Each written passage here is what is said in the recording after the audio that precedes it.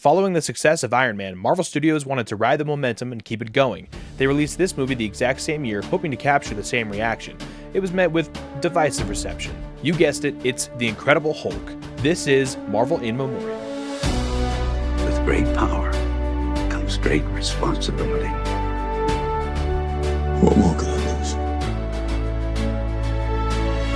I am the X-Men. Avengers! I love you 3000. Welcome back to Marvel in Memoriam, brought to you by the fandom Memorandum. Today we're deep diving on The Incredible Hulk. The film opens with Bruce Banner on the run, hiding in Brazil after a failed experiment transformed him into the Hulk.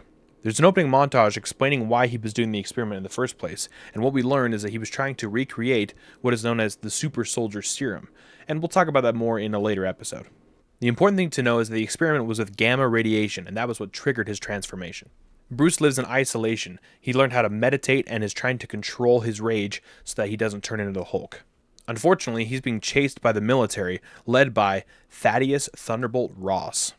Now, during this time, Bruce is looking for a cure. He collaborates with a doctor known as Mr. Blue, aka Samuel Stearns, who's also an expert in gamma radiation.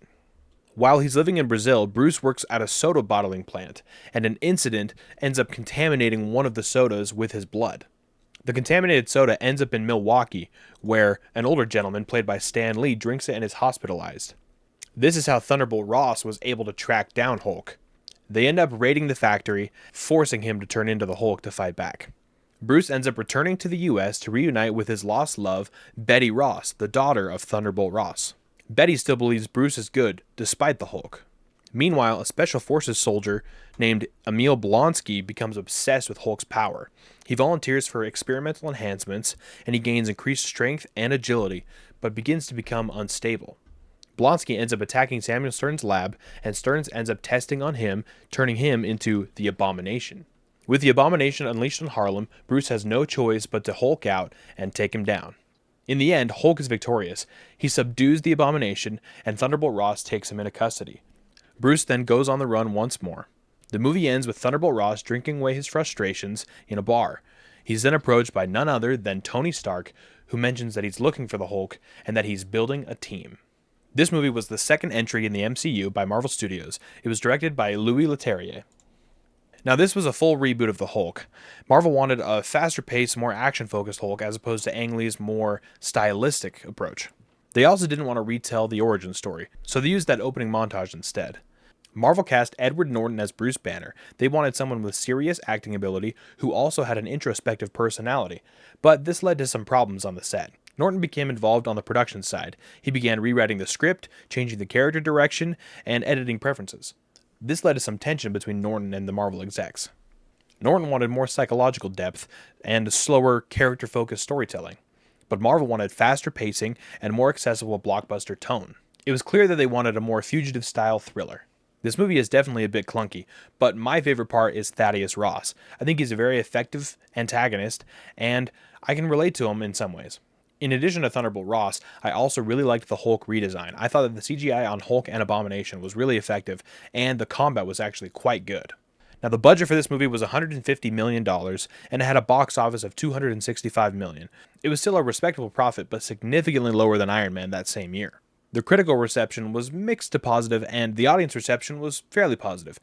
Though, in the earlier MCU, it definitely had a lower reputation, and over the years, I think has risen a little bit, but more due to some more recent bad projects.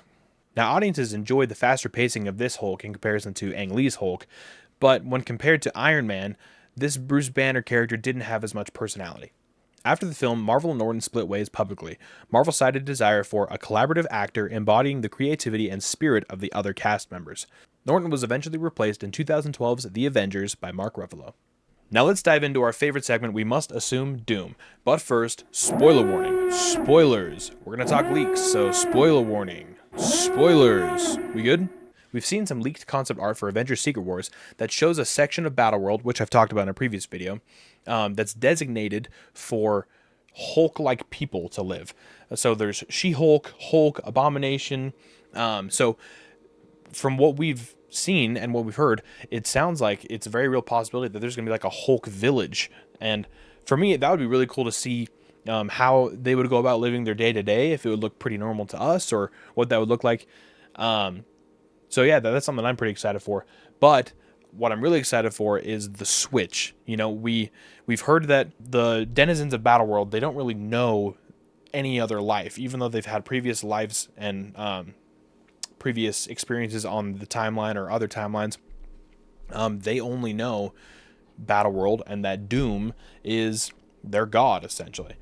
And so when the moment comes that they regain their memories and that they know the full context and turn on Doom, it'll be interesting if we get to see a bunch of Hulks, you know, rush him. So a little bit of a shorter, we must assume, Doom segment, but pretty much what I'm excited for is Hulk going up against Doom. And if he gets to bring a bunch of other Hulk people with him, that'd be pretty cool.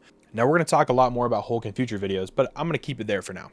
In short, this movie has its ups and downs. It's definitely not my favorite, and it's not a lot of people's favorites, but it's not the worst movie of the MCU either. Even though this movie didn't make as much money as Iron Man, I still think it was important to the future of the MCU, because it showed that there would be a future. Now, maybe the future seemed a little more uncertain after this movie than it did after Iron Man, but there was still a future nonetheless. I think that having that Tony Stark cameo was absolutely crucial to showing audiences that this was all going to connect, so just to be patient. Anyway, if you like what you saw here today, like and subscribe, and we'll catch you in the next one. Peace.